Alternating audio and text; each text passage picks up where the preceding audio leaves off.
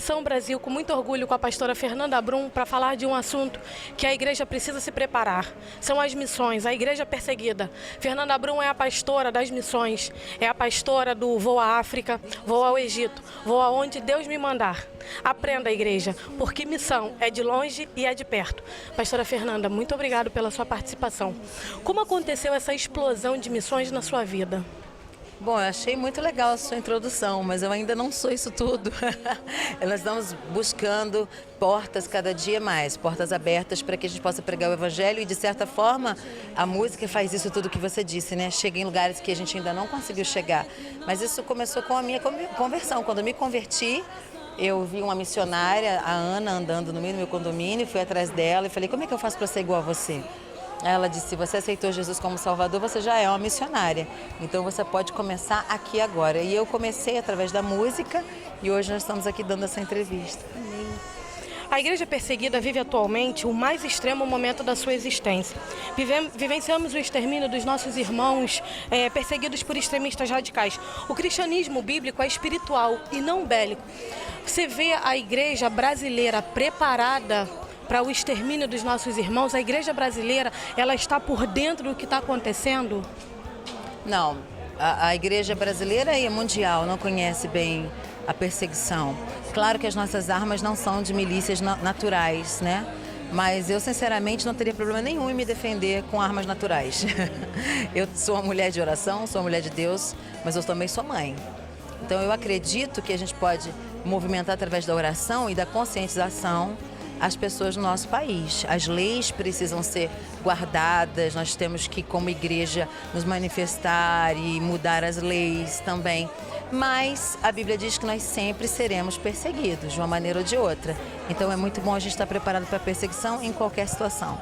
É incrível falar de armas naturais, porque depois da decapitação dos 21 egípcios, houve uma movimentação política, e aí a França, o Egito, eles fizeram uma coalizão para ajudar. Só que a gente entende, a gente vê que a movimentação ainda é muito pouca, politicamente, porque além do extermínio, a gente tem uma questão política do território, do petróleo. Eu acredito que o poder político sempre vai ser movido pelo poder da oração da igreja. Se isso não está acontecendo é porque nós estamos orando pouco ainda. Mas isso vai acontecer. Eu me lembro que quando nós nos unimos para orar pela Ellen Berrani, nós não conseguimos nenhum movimento político no Brasil para chegar a Ellen, mas Deus utilizou senadores norte-americanos para isso, outras forças internacionais. Então nós temos que crer no poder da oração. Nenhuma força política pode ser movimentada a não ser pelo poder da oração.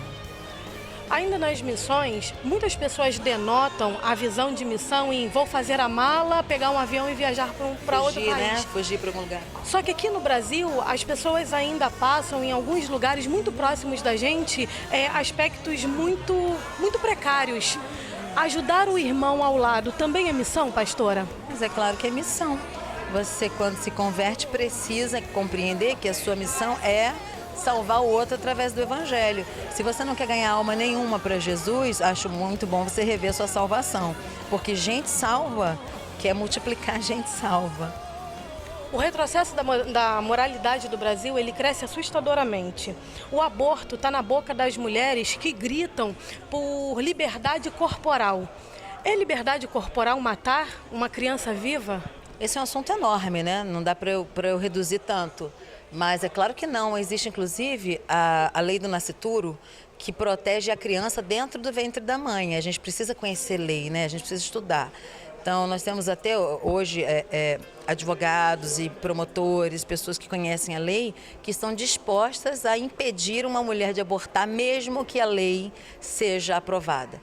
Então, essa lei nos Estados Unidos ela é bem eficaz para quem conhece, é uma lei do Bush, por incrível que pareça, e ela defende a criança antes de nascer, ainda dentro da barriga.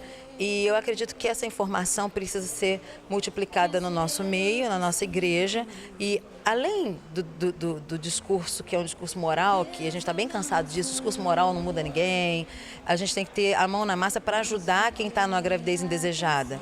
Você encontra uma menina que decidiu por abortar, só o Espírito Santo pode convencê-la de não fazer isso.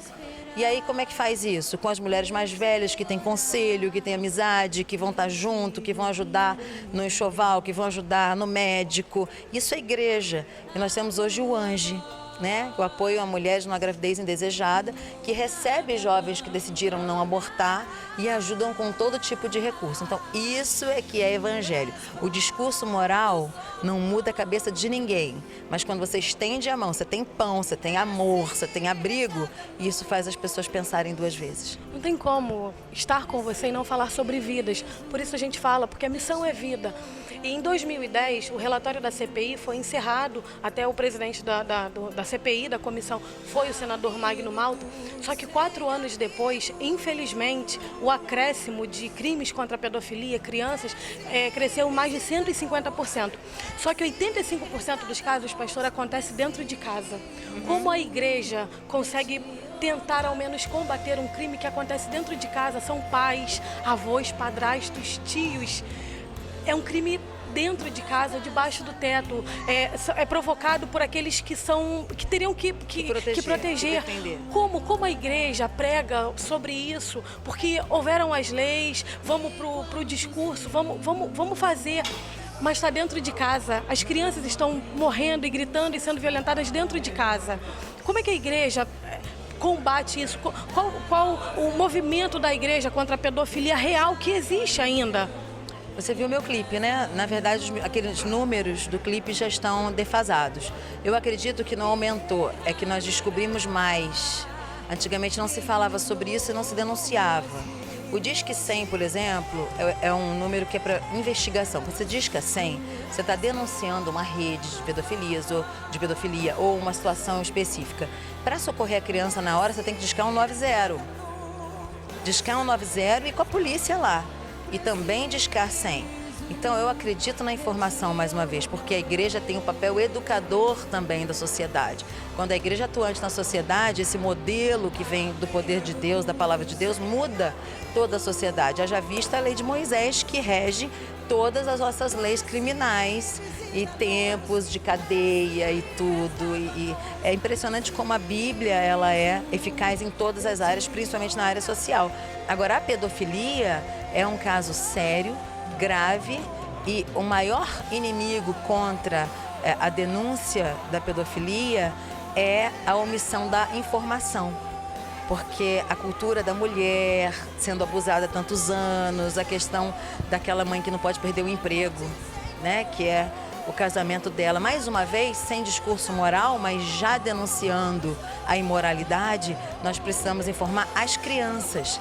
Quando você fala com a criança, não receba doce de ninguém, não deixa ninguém te tocar, conta para um mais velho, conta para uma liderança, não fique escondido. Quando você ensinar a criança, acabou. Você quebra as pernas da pedofilia com certeza. Então, a informação, e você tem que utilizar muito bem esse teu espaço, é a nossa responsabilidade. Amém. Quando a gente fala de perseguição religiosa, de extermínio de cristãos, quando a gente fala lá de fora, ele vem de uma forma muito extremista. Não é muçulmano, não é islâmico, vamos matar porque não está dentro do contexto que nós queremos. Mas aqui no nosso país, a gente está vivendo um insulto ao cristianismo dentro das mídias noticiosas de entretenimento, né? A gente vê aí novelas com homossexualismo na terceira idade agora, uma mãe que no 2º capítulo esbofeteou a cara de uma filha, que esbofeteou a cara de uma mãe. Antes de ser exterminado, antes da igreja ser perseguida pela sua fé, a igreja brasileira hoje está pronta para escolher o melhor para ela, porque todo mundo briga e quer protestar contra novelas, contra mídias, quando na verdade a igreja tem o poder da escolha. Porque se a gente deu essa notícia, pastor, se a gente desligar, a audiência começa a cair. É a nossa escolha. Por coisas ainda tão pequenas, porque homossexualismo são pequenos, a igreja ela tem como escolher. Quando aparece na televisão promovendo isso como uma vitória, a igreja tem como escolher. A igreja brasileira ainda é imatura nas suas escolhas, pastora? Tudo isso para mim é balão de ensaio. Sabe o que é um balão de ensaio? É aquilo que se levanta como entretenimento para esconder aquilo que realmente importa. Enquanto eu estou brigando contra a novela, contra a mídia, não que eu não tenha que ensinar, eu tenho que ter uma palavra firme no púlpito. Eu estou com o meu coração entretido nisso e não estou vendo outra coisa mais importante passar. Então, todo mundo sabe que a novela não presta. Todo mundo sabe o que está errado, mas a campanha do ensino a respeito do comportamento sexual, a respeito de algumas outras práticas de pecado, continuam sendo colocadas nas faculdades. Não só nas mídias, mas é uma ciência. Então é algo que eu vou insistir. Tem que ser ensinado de pai para filho, dentro de casa. Educação é algo muito intrínseco das famílias. Por isso que a igreja é tão importante, porque a igreja mantém o núcleo familiar. E dentro da sua casa, quem manda é você, quem fala é você, quem explica é você. E é claro que o poder do controle remoto está na sua mão. Nós somos meio ETs hoje. Lá em casa a gente não assiste televisão, a gente tem alguns canais de TV que a gente aprova. Meus filhos mesmo dizem, ei, que isso? Isso aí não pode não, e troca, não se vê novela há muitos anos na minha família. Então são decisões que nós tomamos e as nossas gerações vão receber essas decisões. Tem coisa que a gente prega até calado, né? A gente está num lugar calado, a pessoa já sabe que você é contra aquilo.